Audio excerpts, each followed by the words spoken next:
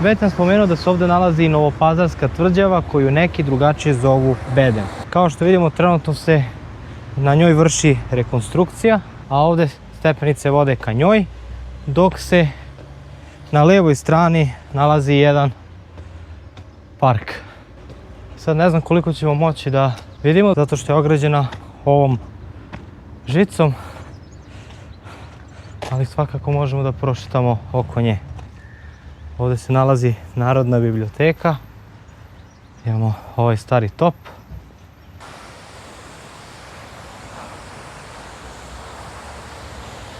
Odavde se proteže pogled na grad i ova velika kula. Samo utvrđenje je osnovao Isak Beg Isaković negde u 15. veku. I u početku je ovde bilo samo manje utvrđenje, dok su kule izgrađene negde oko 1750. godine, a kasnije urađeni i bedemi, odnosno zidovi koji su ih povezali. Ova kula se zove kula Motrilja ili izvidnica. Napravljena je negde u 17. veku, a visoka je 15 metara.